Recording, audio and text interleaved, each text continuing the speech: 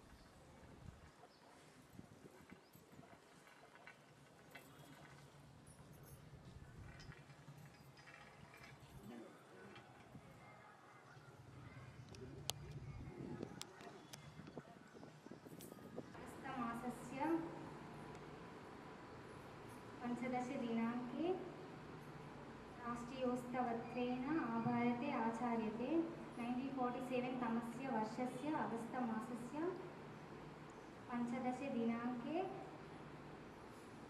राष्ट्रं स्वतन्त्रम् अभवत्. अतः एतद् दिनं భారత స్వతంత్ర దినోత్సవత్వేన మరి తమిళం అయితే భారతదేశం యొక్క మాతృభాష ఏమిటి అంటే సంస్కృతం. కాబట్టి എല്ലാ భాషలకు సంస్కృతంకు జనని అన్నారు. ప్రతి భాషలో అది కలిసిపోయింది. తెలుగులో చాలా ముఖ్యంగా తెలుగులో కార్యక్రమం సంస్కృత పదం, పాఠశాల సంస్కృత పదం, కార్యం సంస్కృత పదం, పుస్తకం సంస్కృత పదం, అన్నం సంస్కృత పదం, తర్వాత గగనం ఆకాశం సంస్కృత పదం. ఇట్లా మనం లెక్క పెట్టినట్టయితే తెలుగులో చాలా భాషలు, చాలా పదాలు, మరి అందుకే దీన్ని తత్సమ భాష అన్నారు. చాలా పదాలు సంస్కృతంలో ఉన్నాయి. మరి అలాంటి దివ్యమైనటువంటి సంస్కృతాన్ని చాలా సరళీకృతం చేసి చక్కగా మాట్లాడినటువంటి అమ్మాయికి శుభాశీస్సులు తెలుపుతూ తర్వాత 6th క్లాస్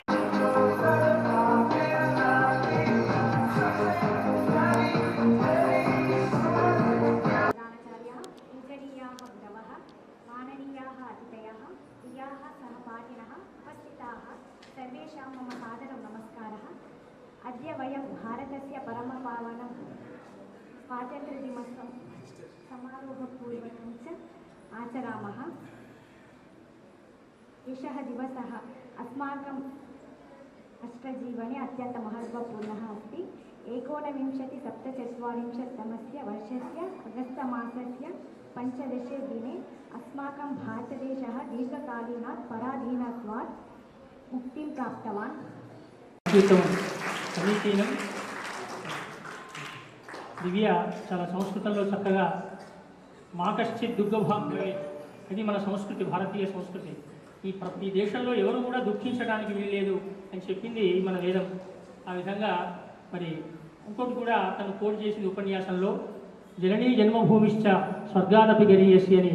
ఇది రాముడు అన్నటువంటి మాట.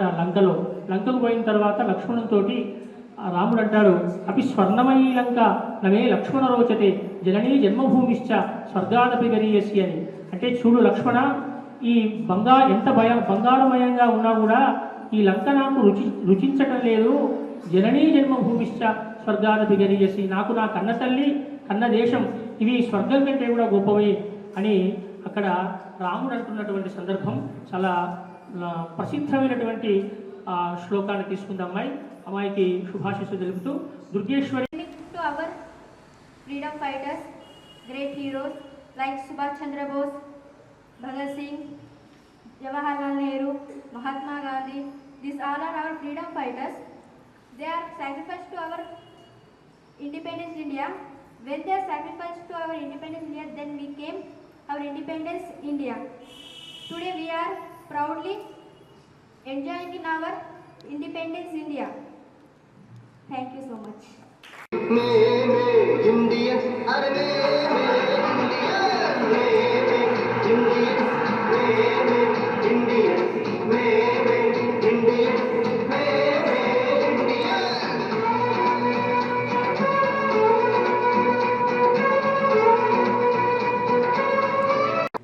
జగస్రష్టుం పాతుం ప్రళయముపనేతుం చ కుశలాః యయా వ్యాప్తం విశ్వం వసతి ఖలు యస్యాం జగదిదం నమామ్యాద్యాం దేవీం ముకులితకరస్తామభయదాం.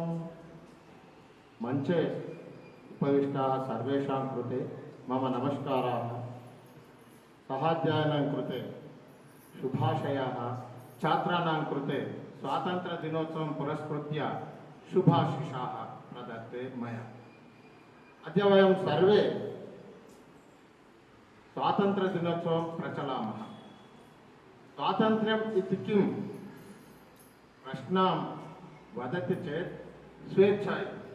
इतः पूर्वम् आङ्ग्लेयानां मध्ये अस्माकम् अनेक बाधाः अनुभवन्तः. तस्मिन् समये अनेके योधाः वीराः स्वप्राणैः त्यक्त्वा अस्माकं कृते स्वातन्त्र्यम् आनीतवन्तः. वयं किं कुर्मः इत्युक्ते अस्माकं ये विधयः सम्यक् रूपेण आचरन्ते वयमपि वीराः भविष्यामः इति अहं सूचनां प्रदत्तुं विरमामि. भारत माता की जय. जय हिंद. డిప్యూటీ నవీన్ సార్ గారు, ఏఈఓ సూపరింటెండెంట్, కళాశాల ప్రిన్సిపాల్ చాలా దేశాలు కూడా అనేక దేశాలుగా చీలిపోయినాయి. కానీ భారతదేశం మాత్రం ఒకే అఖండ భారతమనిగా ఉంది.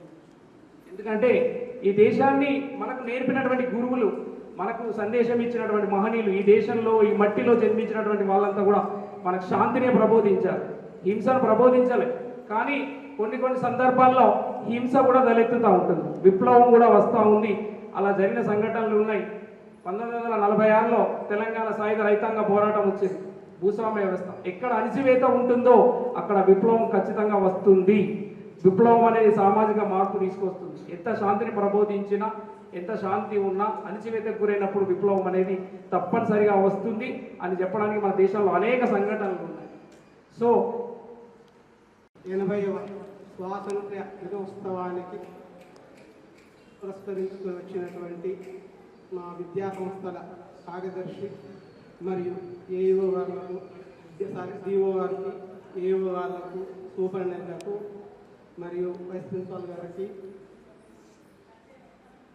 శుభాకాంక్షలు తెలుపుతూ, ముఖ్యంగా మా యొక్క గురువు, ఈ కళాశాల మాజీ ప్రిన్సిపల్ బ్రహ్మశ్రీ సుధీర్ శర్మ సార్ యొక్క ఆశీస్సులు కోరుతూ మరియు పిల్లలందరికీ కూడా శుభాశీస్సులు తెలుపుతూ, ఈ దేశంలో మనం ఇంత సుఖంగా ఉన్నామంటే ఆ బార్డర్లో ఉన్నటువంటి ఆ సైనికులకు సాష్టాంగ నమస్కారం చేస్తూ, మరి ఇక్కడ ఉన్నటువంటి ఈ జనాన్ని కాపాడుతున్నటువంటి రక్షకులకు ఈ స్వాతంత్ర్య దినోత్సవ శుభాకాంక్షలు తెలుపుతూ, కేవలం మన భారతదేశానికి 80 సంవత్సరాలు అవుతుంది స్వాతంత్రం వచ్చి అంటున్నాం, సహజమే. కానీ ఇంకొకటి ఏంటంటే, ఈ విద్యా సంస్థలు 100 సంవత్సరాలు చర్చలు చేశారు. కొంతవరకు సభ్యులు అయినప్పటికీ మన సంస్కృతి అలాగే నిలిచిపోయింది. మరి ఇంతమంది దాడి చేయడానికి కారణం ఏంటి అంటే మన దేశ సంస్కృతి ఆ సంస్కృతే ఈ సంస్కృతం. మనం వ్యక్తులుగా తీర్చిదిద్దగలిగేది ఈ సంస్కృత భాషని. మన వేదవాంగ్మయం ఇవాళ ఈరోజు మనకు ఒక్కొక్క శాస్త్రాలు, ఎన్నో శాస్త్రాలు ఉన్నాయి. ఇంగ్లీష్ భాషలు, ఎన్నో భాషలు, గణితము, శాస్త్రం, సైన్స్, తర్వాత ఎన్నో రకాల శాస్త్రాలు, జంతు శాస్త్రాలని, మానవ శరీర నిర్మాణ శాస్త్రాలని, మనస్తత్వ శాస్త్రాలని, ఎన్నో రకాల శాస్త్రాలు ఉన్నాయి. ఇన్ని రకాల శాస్త్రాలు కలిపి ఉండేదే వేదవాంగ్మయం. మనకి ఎన్నో ఇవాళ ఒక్కొక్క దానికి ప్రత్యేకంగా చదువులు ఉన్నాయి, కానీ వేదంలో అన్నింటినీ కలిపి మనకు ఒక మానవ జీవన విధానాన్ని నిర్ణయించగలిగింది వేదవాంగ్మయం. అట్లాగే ఒక నీతి పర్థ నీతి శతకాలు కానీ, రామాయణ భారత కావ్యాలు కానీ, ఇవన్నీ మనిషి జీవన విధానాన్ని నిర్ణయిస్తూ వచ్చినాయి. ఇవాళ గెలీలియో ఒక టెలిస్కోప్ చూసి ఖగోళ శాస్త్రాన్ని, ఖగోళ నక్షత్రాలు ఉన్నాయి, ఇట్లా ఉన్నాయని చెప్పేంత వరకు మనకు ఈగా తెలియాలనుకుంటున్నాం. కానీ అప్పుడెప్పుడో మన ఋషులు, తపస్సంపన్నులు, మేధావులందరూ కూడా ఉన్న చోట కూర్చొనే విశ్వాన్ని సందర్శించగలిగారంటే కారణము కేవలం మన వేదవాంగ్మయం. ఆ వేదవాంగ్మయానికి కారణమైన సంస్కృత భాష. అటువంటి సంస్కృత భాషను ఇవాళ మన దేవస్థానం ఆధ్వర్యంలో మీ అందరికీ బోధించగలగడం, అది మీరు నేర్చుకోవడం మీ అదృష్టం.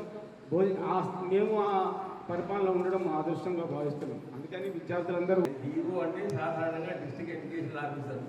కాకపోతే ఈ విద్యా సంస్థలకు వచ్చినప్పుడు డిఈఓ అనే పదం ఆ డిఓను జ్ఞప్తి తెచ్చినట్టుగా ఉన్నది. షార్ట్ ఫామ్ మంచిగా మెయిల్ చేసింది.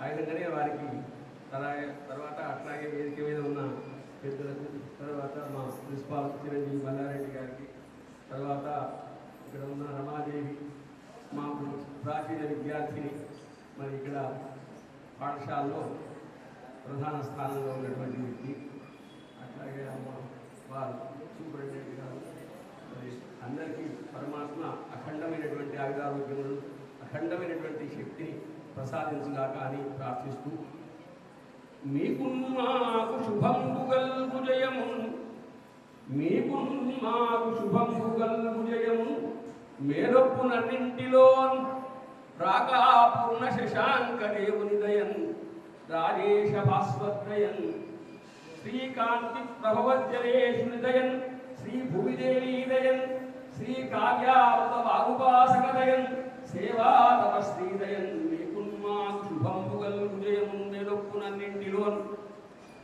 మీకు మాకు, ఎదురుగా ఉన్న మీకు, ఇక్కడ ఉన్న మాకు, మనం, నీవంటే తూర్పు, అతనంటే పశ్చిమం, ఇతనంటే దక్షిణం, అతనంటే ఉత్తరం, మనమంటే విశ్వం అని ఒకప్పుడు మినీ కవితా సమ్మేళనం అని హైదరాబాద్ నుంచి చదువుకున్నప్పుడు మినీ కవితా సమ్మేళనం చేశారు. అంటే మినీ కవితలు, పెద్దగా కవితలు చెప్పకుండా చిన్నగా మాటలో చెప్పాలని పోటీ లాంటివి పెట్టింది మాకు విద్యార్థులకు. అయితే అప్పుడు నేను ఈ మినీ కవిత చెప్పిన, నీవంటే తూర్పు, నేనంటే పడవర, ఇతనంటే ఉత్తరం, అతనంటే దక్షిణం, మనమంటేనే విశ్వం. అందువల్ల మనం అనే భావం. ప్రతి ఏటా కూడా స్వాతంత్ర దినోత్సవాలు జరుపుకుంటాము. ఇది ఎప్పుడెప్పుడు వస్తుందా అని చాలామంది చిన్నారులు ఎదురు చూస్తూ ఉంటారు. మీరు అందరూ కూడా భావి భారత పౌరులు. స్వాతంత్ర యోధులు ఎలాగో మనం జ్ఞాపకం చేసుకుంటున్నామో వాటిని ఎప్పుడు కూడా మర్చిపోకూడదు. శాస్త్ర సాంకేతిక రంగాలే కాదు, ఆర్థికంగా కానీ అన్ని రకాలుగా అభివృద్ధి చెందినా కూడా మనం కొన్ని విషయాలు మర్చిపోకూడదు. మన దేశ నాయకుల్ని కానీ, లేదా మనకు చదువు చెప్పిన గురువుల్ని కానీ, తల్లిదండ్రుల్ని కానీ. అందుకే మనము ప్రతి ఒక్క విషయాన్ని గుర్తుంచుకోవాలి. మనం ఎక్కడ చదువుతున్నాము, ఏం చేస్తున్నాము అనేది కాదు, మనం నేర్చుకున్నటువంటి వారు నేర్చుకున్నటువంటి విషయాన్ని మరి వారి యొక్క పిల్లలకు రేపొద్దున భవిష్యత్తులో అందించాల్సిన విషయం అన్నమాట. ఇదంతా కూడా ఖచ్చితంగా మీరందరూ కూడా చక్కగా చదువుకోవాలి. ఇక్కడ మనకు సంస్కృత కళాశాల, పాఠశాల అంటే మనందరికీ తెలుసు. మనకు బయట ఎన్నో స్కూల్స్, కాలేజెస్ చూస్తూ ఉంటాము. దీనికి చాలా ప్రత్యేకత ఉన్నది. నేను కూడా నా ఎన్నో ఏళ్ళ సర్వీస్లో ఇలాంటి గొప్ప కళాశాలను కానీ, స్కూల్ని కానీ నేను ఎక్కడా చూడలేదు. ఎందుకంటే నాకు తారసపడ్డమే కాదు, దీని యొక్క అడ్మినిస్ట్రేషన్ చూసే అవకాశం కూడా మనకు దొరికినందుకు చాలా సంతోషిస్తున్నాను. మనందరికీ తెలుసు సంస్కృతానికి ఆదిగా అంటే మనకు వచ్చేటువంటి ప్రతి మాట మాట్లాడుతున్న ఎన్నో భాషలు ఉన్నాయి, అన్నిటికీ మూలం సంస్కృత భాష అని తెలియజేయడం జరిగింది. అలాగే మన కళాశాల ప్రిన్సిపల్ గారు చెప్పారు ఏమని, క్రమశిక్షణతో ఉండాలి అని. వారు కూడా ఇక్కడే చదువుకున్న విద్యార్థులంతా కూడా మనం రేపు ఎక్కడ చదువుకున్నా చివరికి మనం వెళ్ళి ఒక ఉపాధిని వెతుక్కుంటాం. ఆ ఉపాధి అంటే ఉద్యోగం కావచ్చు, లేదా డాక్టర్లు కావచ్చు, ఇంజనీర్లు కావచ్చు, రాజకీయ నాయకులు కావచ్చు, దేశాన్ని ఏలే వాళ్ళు కూడా కావచ్చు. ఎన్ని అయినప్పటికీ కూడా ఈ భాషను నేర్చుకొని చక్కటి అవకాశాలు ఉన్నాయని చాలామందికి తెలియదు. సంస్కృత భాష ఒక సెకండ్ లాంగ్వేజ్గా కాలేజెస్లో కూడా చెబుతున్నారు.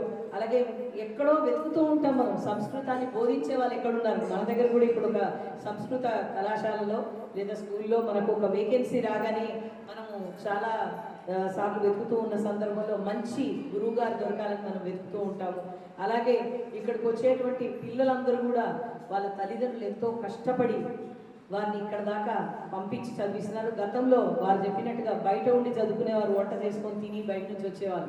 ఇప్పుడు అన్ని సౌకర్యాలు కల్పించి ఇక్కడ చదువుకోవడానికి పంపిస్తున్నారు. కాబట్టి మీరందరూ కూడా ఆ భాషను నేర్చుకొని 10 మందికి పంచాలి, అంటే సంస్కృతాన్ని వ్యాప్తి చేయాలి. ఈ కళాశాలలో బోధించిన తర్వాత మళ్ళీ మీరు వేరే సబ్జెక్టులకు మారడం కాదు, ఖచ్చితంగా సంస్కృత భాషను మనము వ్యాప్తి చేయాలి. అలాగే దేశంలో ఎంతో సమున్నతమైనటువంటి స్థానం కలిగినటువంటి సంస్కృతాన్ని చదవడం అంటే మీరు ఎంతో అదృష్టవంతులు. మేమందరం కూడా అది చదవలేదు, కానీ అయినప్పటికీ కూడా దానికి ఉన్నటువంటి గౌరవం మనం ఇస్తూ ఉన్నాం. కాబట్టి మీరందరూ కూడా చిన్నప్పటి నుంచి మేమేదో స్కూల్కి వచ్చాము,